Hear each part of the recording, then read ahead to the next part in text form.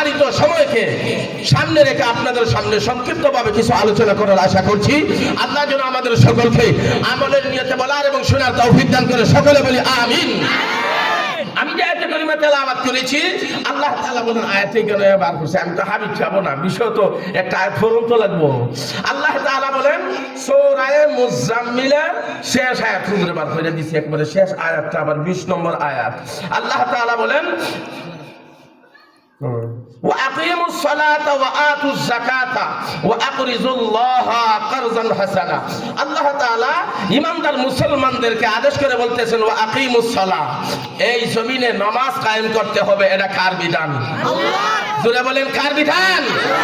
সাথে সাথে বলতেছেন ওয়াআতুজ যাকাত, যাকাত প্রদান করতে হবে।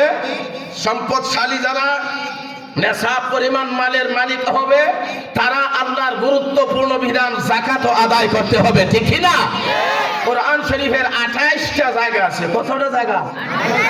যেই জায়গায় আল্লাহ তাআলা নামাজের কথা বলেছেন সাথে সাথে যাকাত আদায় করার কথাও বলেছেন। আল্লাহু আকবার। কতটা জায়গা? 28টা জায়গা আছে যেই জায়গায় নামাজের কথা বলেছেন সাথে সাথে যাকাত দেওয়ার কথাটাও বলেছেন। কারণ নামাজ এমন একটা বিধান, নামাজ পড়লে মানুষ আল্লাহর সাথে সম্পর্ক বাড়ে, নামাজের মাধ্যমে আল্লাহর ভালোবাসা তৈরি হয়, যাকাতের মাধ্যমে মানুষের ভালোবাসা তৈরি হয়। কারণ যারা দিবেন তার সাথে বন্ধুত্ব তৈরি হয়। নামাজের সাথে কার সাথে বন্ধুত্ব তৈরি হয়? যাকাতের মাধ্যমে মানুষের সাথে বন্ধুত্ব তৈরি হয়, ভালোবাসা তৈরি হয়। আল্লাহ তাআলার গুরুত্বপূর্ণ বিধানের এক বিধানের নাম হলো ঈমান। প্রথম বিধানের নাম কি? ঈমান। আরো জোরে বলেন ঈমান। ঈমান আনার সাথে সাথে এটা হলো আল্লাহর ভালোবাসা। এবং পৃথিবীতে মনে করেন একটা বিসি বনি, আপনারা পুরি বিসি নাকি বিসি জমিনে রাখলেন তখন একটা কি উঠে? গাছ উঠে। সর্বপ্রথম আমাদের অন্তরে থাকতে হবে আল্লাহর প্রেম, ভালোবাসা, মহব্বত নামক বিসি। বিসি যদি থাকে একটা গাছ উঠবে, এই গাছের নাম হলো ঈমান নামক গাছ। গাছ থাকলে ডালপালা শাখা পোশাখা থাকে, ঠিক না? ঈমান নামক গাছের ডালপালা শাখা পোশাখা হলো নামাজ, রোজা, হজ, যাকাত। কথা বলেন ঠিক না? কারণ একজন মানুষকে আরেকজন মানুষকে যখন ভালোবাসে তখন ভালোবাসার দাবি হিসাবে কয়েকটা জিনিস মাঝে মধ্যে করে থাকে। এক নম্বর, ভালোবাসার মানুষকে পাওয়ার জন্য মাঝে মধ্যে দেখবেন একজন আরেকজনকে ভালোবাসে। এই ভালোবাসার মানুষকে পাওয়ার জন্য মাঝে মধ্যে ভালোবাসার মানুষের বাড়ি থেকে অনশন করে। দেখুন না, ভালোবাসার মানুষ একজন আরেকজনকে পাওয়ার জন্য কি করে? অনশন করে না? করে না? করে। একজন প্রেমিক প্রেমিকা 3 বছর 4 বছর একজন আরেকজনের সাথে সম্পর্ক, এখন একজন আরেকজনকে ভালো হয় না, এবং ওনাকে পাওয়ার জন্য ওনার বাড়ি থেকে হাজির হয়। কথা বলেন ঠিক না? আল্লাহ বলেন যারা আমাকে ভালোবাসে, ভালোবাসার দাবি হিসাবে মাঝে মধ্যে আমার বাড়ি খানায় কাবায় হাজির হতে হবে। কথা বলেন ঠিক না? একটা। 2 নম্বর, যে যাকে ভালোবাসে ভালোবাসার মানুষের সাথে ফোনে একটু কথা বলতে হয়। এইটা আসতে বল যুবক, এটা আসতে বল, ওইটা বুঝে না। কথা বলেন। আর যারা যদি কথা না বলে সম্পর্ক থাকে না, শেষ হয়, সম্পর্ক বিচ্ছিন্ন হয়ে যায়। আল্লাহকে যারা ভালোবাসে এই ভালোবাসার দাবি হিসাবে 5 ওয়াক্তের নামাজ পড়বে। এই নামাজে বান্দা দাঁড়াইলে আল্লাহর সাথে কথা শুরু হয়। কথা বলেন ঠিক না? নামাজ সাথে সাথে বলেছেন যাকাত আদায় করো। কারণ ভালোবাসার মানুষকে পাওয়ার জন্য মাঝে মধ্যে ভালোবাসার মানুষের জন্য গিফট উপহার দিতে হয়। একটু ওয়াজে মেলা এই সেই মাঝে মধ্যে একটু উপহার যদি না দেয় ভালোবাসার সম্পর্ক বাড়ে না কমে? কমে না। মাঝে মধ্যে একটু উপহার দিতে হয়। আল্লাহকে যারা ভালোবাসে ভালোবাসার দাবি হিসাবে আল্লাহ মানুষের উপরে গুরুত্বপূর্ণ বিধান নাযিল করেছেন। সম্পদশালীরা গুরুত্বপূর্ণ বিধান যাকাত আদায় করতে হবে, ঠিক কিনা? আল্লাহর সাথে ভালোবাসা বাড়বে, এটা আল্লাহর বিধান। আল্লাহ যাকাত দিয়েছেন মানুষের জন্য। এই ভালোবাসার মানুষকে পাওয়ার জন্য কোনো সময় না খাইয়েও গুসা করে থাকে, ঠিক না? ভালোবাসার মানুষের লোক কথা একটা ফেস খাই দিচ্ছে, এখন না খাইয়ে বিরক্ত বইয়া রয়েছে, ঠিক নেই? আল্লাহ তাআলা বলেন আমাকে যারা পাইতে চায় ভালোবাসার দাবি করে তাদের ব্যাপারে আমি আল্লাহ গুরুত্বপূর্ণ বিধান দিয়েছি। মাত্র রমজান মাস 1 মাস 1 ওয়াক্ত না খাইয়া আমার ভালোবাসাকে প্রমাণ করবে। কথা বুঝতেছেন? তাহলে আল্লাহ তাআলার বিধানের মধ্য থেকে গুরুত্বপূর্ণ একটা বিধানের নাম হলো যাকাত। কথা বলেন ঠিক কি না? আল্লাহ নবী বিশ্ব নবী রাহমাতুল্লিল আলামিন মুআয ইবনে জাবাল রাদিয়াল্লাহু আনহুকে ইয়ামনে পাঠাইলেন। কোথায় পাঠাইলেন? ইয়ামনে পাঠাইলেন। ঘোষণা দিলেন সর্বপ্রথম তাদেরকে দাওয়াত দিবেন লা ইলাহা ইল্লাল্লাহ। কিসের দাওয়াত? যারা ঈমান আনবে তাদেরকে জানা দিবেন তারা যেন ইন্নাল্লাহা, নিশ্চয় আল্লাহ তাআলা তাদের উপরে ফরজ করেছেন 5 ওয়াক্তের নামাজ। কয় ওয়াক্তের নামাজ? 5 ওয়াক্তের নামাজ যদি তারা আদায় করে তাহলে তাদেরকে এই কথাটাও জানা দিবেন আল্লাহ তাআলা তাদের সম্পদশালী যারা টাকাওয়ালাদের উপরে আল্লাহ তাআলা যাকাত ফরজ করেছেন। আল্লাহু আকবার। তাহলে যাকাত এটা কার বিধান? আরো জোরে বলেন কার বিধান? আমার আল্লাহ বলেন ওয়া আকিমুস সালাহ, ও দুনিয়ার জগতের ইমানদার মুসলমান, মহান আল্লাহর পক্ষ থেকে তোমাদের উপরে গুরুত্বপূর্ণ বিধান হলো 5 ওয়াক্তের নামাজ পড়তে হবে। সাথে সাথে আমার আল্লাহ আয়াতের ভিতরে ঘোষণা দিয়েছেন ওয়া আতুজ যাকাত, যাকাত আদায় করতে হবে।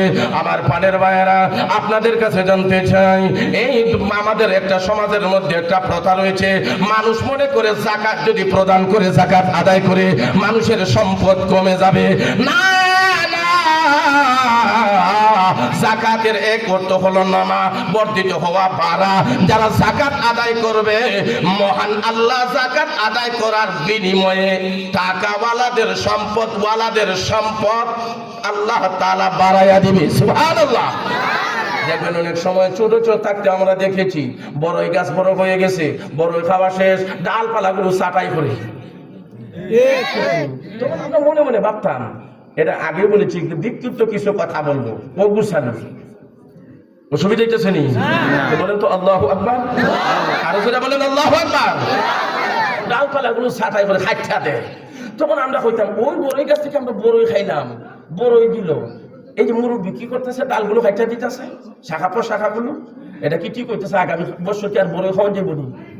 কিন্তু দেখা যায় গত বছর যেই পরিমাণে শাখা প্রশাখা ডালপালা ছিল খাইটা দেওয়ার কারণে গত বছরের চাইতে সামনের বছর ডালপালাও বেশি হয়, ফল বড়ইও বেশি হয়। কথা বলেন ঠিক না?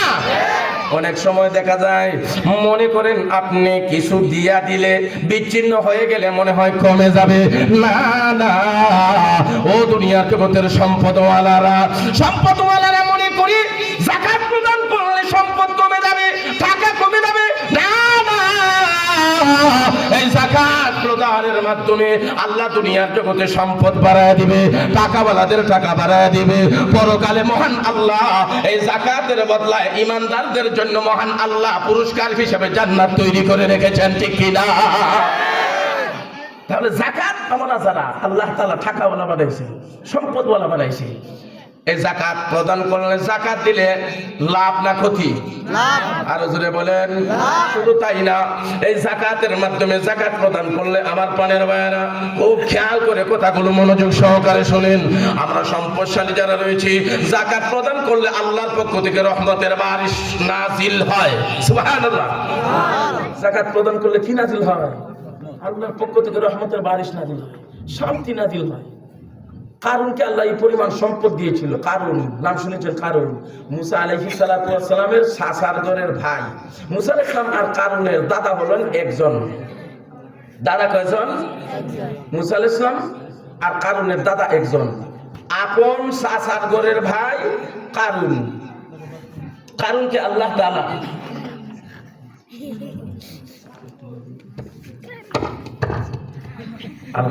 এটা আমাদের জন্য মুরব্বীদের পক্ষ থেকে দোয়া, ঠিক না? আমাদের জন্য দোয়া মুরব্বীদের পক্ষ থেকে। কারণ কি আল্লাহ বিরাট সম্পদের মালিক বানায় দিয়েছিলেন। হঠাৎ করে একদিন কারুনকে পয়গম্বর মুসা আলাইহিস সালাম বলতেছেন, ও কারুন, আল্লাহর পক্ষ থেকে আমাকে আদেশ করা হয়েছে, আমাদের যে তাওরাত কিতাবের তদানীন্তন কালের হাফেজ ছিলেন তিনজন, আলেম ছিলেন তিনজন। একজন মুসা আলাইহিস সালাম, আরেকজন হারুন আলাইহিস সালাম, আরেকজন ছিলেন কারুন। আল্লাহর পক্ষ থেকে আদেশ করা হয়েছে, ও আমার পয়গম্বর মুসা, আমি যে তাওরাত কিতাব নাজিল করেছি। এই তাওরাত কিতাবকে বান্ডিং করতে হবে। এই যে কোরআন শরীফের হুজুরদের কি হয় এই জায়গাটা এইদের কি হয় বান্ডিং করতে হবে, বান্ডিং করতে হবে। পয়গম্বর মুসা আলাইহিস সালাম বললেন, ওগো আল্লাহ, আমি কিভাবে বান্ডিং করব আর কি দিয়ে বান্ডিং করব? আল্লাহর পক্ষ থেকে জিবরাইলের মাধ্যমে জানা হয়, ও জিবরাইল, আমার পয়গম্বর মুসা আলাইহিস সালামকে জানায় দাও আমার তুমি তাওরাত কিতাবকে বান্ডিং করো। এমনি মুহূর্তে পয়গম্বর মুসা আলাইহিস সালাম আল্লাহর কাছে দরখাস্ত করলেন, প্রভু গো, আমি এত স্বর্ণ কোন জায়গা থেকে পাইব? এই স্বর্ণের মাধ্যমে পুরা তাওরাত কিতাবটাকে বান্ডিং করব। এমনি মুহূর্তে আল্লাহ জিবরিলকে ডেকে ডেকে বলেন, জিবরাইল, যাও যাও, জান্নাতের ভিতরে চলে যাও। জান্নাতের ভিতরে হাজির হয়ে একটা কুদরতি পাথর রয়েছে, যে পাথরের নাম হলো পরশ পাথর। ওই পাথরটা আমার পয়গম্বর মুসা আলাইহিস সালাতু ওয়াস সালামের খিদমতে পৌঁছায়া দাও। আল্লাহু আকবার। ইলামিন আলাইহিস সালাম যখন এই জান্নাতি পাথর পয়গম্বর মুসা আলাইহিস সালামের কাছে পৌঁছে দিয়েছেন, ও পয়গম্বর মুসা, আপনি যখন এই পাথরটাকে নিয়ে, ওই পরশ পাথরকে সাথে নিয়ে যখন মাটিতে এমন ভাবে আপনি ছোঁয়া লাগাইবেন, মহান আল্লাহ কুদরতি সিস্টেমে ওই পাথরের বরকতে মাটিকে স্বর্ণ দিয়ে মহান আল্লাহ বদলায়া দিবেন। পয়গম্বর মুসা আলাইহিস সালামের কাছে যখন এই কুদরতি পাথরখানা পৌঁছান, আল্লাহ মাটিকে স্বর্ণ দিয়ে পরিবর্তন করে দেন। ওনার চাচাতো ভাই কারুনকে ডেকে বললেন, ও চাচাতো ভাই কারুন, মহান আল্লাহ আদেশ করেছেন তাওরাত কিতাবকে বান্ডিং করার জন্য স্বর্ণ দিয়ে এই পরশ পাথর মহান আল্লাহ জান্নাতের ভিতর থেকে উপহার হিসাবে দিয়েছেন। এই জান্নাতি পাথরটা যখন ওই মাটির মধ্যে এমন ভাবে বসা দেওয়া হবে, ছোঁয়া লাগানো হবে, সাথে সাথে মহান আল্লাহ কুদরতি সিস্টেমে ওই মাটিকে স্বর্ণ দিয়ে পরিবর্তন করে দিবেন। কারণ তার হাতে নিয়েছে, হাতে নেওয়ার পরে ছোঁয়ার মাধ্যমে এমন ভাবে স্বর্ণ দ্বারা পরিবর্তন করতে শুরু করেছে মাটিকে। হঠাৎ করে এক পর্যায়ে বান্ডিং সমাপ্ত। পয়গম্বর মুসা আলাইহিস সালাম বলেন, কারুন, পরশ পাথরটা এবার আমার কাছে ফিরে দাও। পয়গম্বর মুসা আলাইহিস সালামের জবাবে কারুন বলতেছে, ও পয়গম্বর মুসা, আপনি যে আমাকে পরশ পাথর দিয়েছিলেন এটা হারিয়ে গিয়েছে। আমি কোথাও তালাশ করে কোথাও খুঁজে পাওয়া যায় না, হারিয়ে গেছে। কারুন লোভ করে বসলো, এই পাথরটা যদি আমার কাছে রেখে দিতে পারি তাহলে পাথরের মাধ্যমে মাটিকে স্বর্ণ দ্বারা বদলাইতে পারবো। এই পৃথিবীর জগতে আমি সবচেয়ে বড় ধনী হয়ে যাব, ধনাঢ্য লোক হয়ে যাব, টাকাওয়ালা হয়ে যাব। পয়গম্বর মুসা আলাইহিস সালাম বুঝতে পারলেন আসলে তো কারুন পাথরটা হারায় না, নিজের কাছে গোপন করে রেখেছে।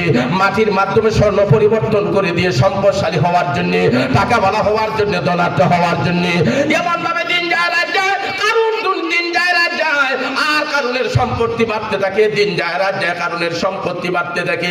বাড়তে বাড়তে অবস্থাটা এমন হয়েছে, মুফাসসিরিনে কেরাম তাফসীরের কিতাবে লিখেন, একদল যুবক কাফেলা কারুনের গোদামের চাবি বহন করতে গিয়ে একদল যুবক, বিরাট কাফেলা যুবকের প্রয়োজন হতো। সুবহানাল্লাহ।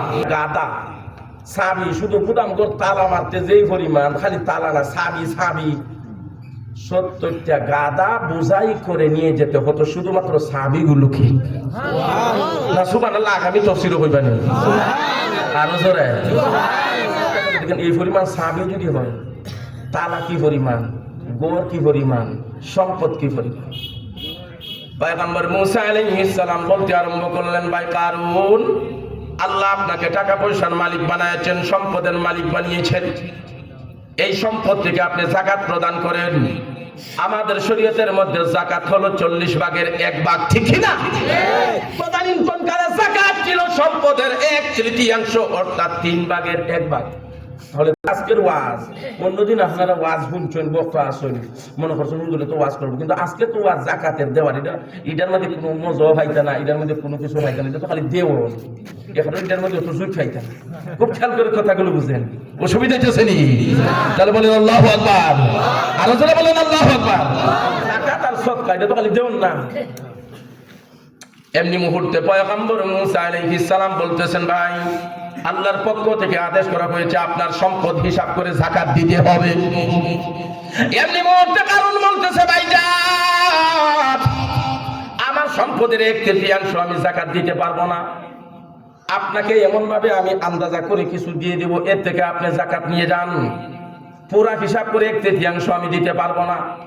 আমাদের সমাজের কিছু সম্পদশালীরা টাকাওয়ালারা দেখবেন রয়েছে, কোটি কোটি টাকার মালিক, লক্ষ লক্ষ টাকার মালিক, রোজাইদ আর বখরাই দিলে কিছু মানুষ রোদলা করে কিছু কাপড় শাড়ি আর লুঙ্গি আন্দাজ করে দিয়ে দেয়। এমন ভাবে কারণ বলতেছে ভাইজান আমি কিছু আন্দাজা করে দিয়া দিব, এর মাধ্যমে আমার যাকাতের হিসাবটা আপনি শেষ করে দিবেন। পয়গম্বর মুসা আলাইহিস সালাম বলতেছেন না না, আন্দাজা করে দিলে যাকাত আদায় হবে না, ঠিক না? পুঙ্খানুপুঙ্খভাবে হিসাব করে আপনার পুরা সম্পদের 40 ভাগের 1 ভাগ যাকাত দিতে হবে, আন্দাজা করে দিলে হবে না। আর আমাদের সমাজের কোটি কোটিওয়ালারা টাকাটা এমন ফ্যাক্টরির, একটা ফ্যাক্টরি থেকে আরেকটা ফ্যাক্টরি, খালি ফ্যাক্টরির মালিক, যাকাত দেওয়ার সময় লঙ্গি আর গামছা আর শাড়ি পত্রটি দিতে গিয়া দেখবেন এই পরিমাণ মানুষ, এর পরিমাণ মাইকিং, এই পরিমাণ ভিড়, 2000 টাকার লঙ্গি দিতে গিয়া মানুষ আরো 4 জন আহত লাগে। কথা বলেন ঠিক না? এর হলে যদি লঙ্গি একটা দেলাই তো ওখানে সাংবাদিক 4 জনের মাধ্যমে ছবি তুলে সারা দেশে প্রচার করে। কথা বলেন ঠিক না? পয়গম্বর মুসা আলাইহিস সালাতু ওয়াস সালামের প্রশ্নের জবাব কারণ বলতেছে ভাইজান না, মহান আল্লাহ আপনাকে দিয়েছেন, তাহলে আল্লাহ আপনাকে আদেশ করেছেন 1/3 যাকাত দেওয়ার জন্য, আপনি কেন দিবেন না? কারণ বলতেছে এটা আমার শক্তির মাধ্যমে অর্জন করেছি, আমার জ্ঞানের মাধ্যমে অর্জন করেছি। নাউজুবিল্লাহ, আরো জোরে বলেন। ও ভাই, শক্তি আর জ্ঞানের মাধ্যমে যদি সম্পদ অর্জন করা যাইতো, দুনিয়ার জগতে সবথেকে বড় বড় কুস্তিগিরেরা টাকাওয়ালা হয়ে যাইতো। জ্ঞানের মাধ্যমে যদি টাকাওয়ালা হয়ে যাইতো, আমাদের দুনিয়ার জগতের বড় বড় বুদ্ধিজীবীরা টাকাওয়ালা হয়ে যাইতো। কিন্তু বর্তমানে দেখবেন বাংলাদেশে বহুত বুদ্ধিজীবীরা আছে, খাইতে পারে না, বুদ্ধি বেচাও খাইতে পারে না। আরো জোরে বলেন ঠিক না? কারণ বলতেছে ভাইজান আমার জ্ঞান বুদ্ধি শক্তির মাধ্যমে অর্জন করেছি আমি টাকা পয়সা সম্পদ, কেন আমি যাকাত দেব 1/3 আমি দিতে পারবো না? এখন টাকাওয়ালা হয়ে গেছে, মুসা পয়গম্বরের কথাও শুনতে চায় না। দেখবেন আমাদের সমাজে কিছু টাকাওয়ালা রয়েছে, টাকাওয়ালা হয়ে গেলে মা বাবার কথা শুনতে চায় না, মুরব্বীকে সম্মান দিতে চায় না, আলেমকে সালাম দিতে চায় না। কথা বলেন ঠিক কিনা?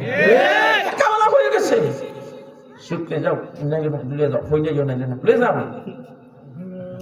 টাকাওয়ালা হয়ে গেছে, সুদ খাইয়া ঘুষ খাইয়া হারাম খাইয়া টাকাওয়ালা হয়ে গেছে। যাকাত দিবে দূরের কথা, সদকা করবে দূরের কথা, মুরব্বিকে সম্মান করে না, আলেমদের সালাম দেয় না। সমাজে এমন আছে না? না,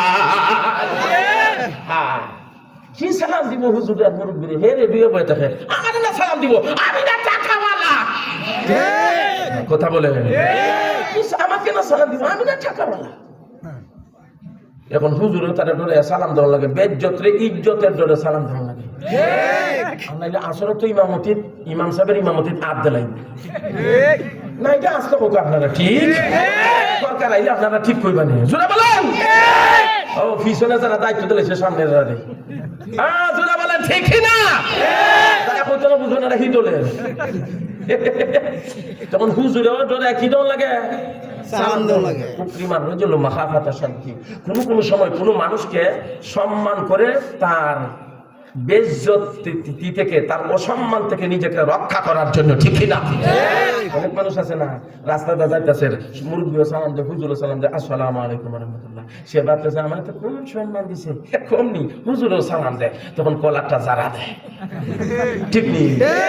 কত সম্মান দিছে, তখন হুজুর চোখের আড়ালে গিয়ে আল্লাহ কত মানুষের জানাজা করি, তার উপরে টাডাও করি। কথা বলে ঠিকই না? ও ভাই, টাকা পয়সা থাকলে সম্মান পাওয়া যায় না।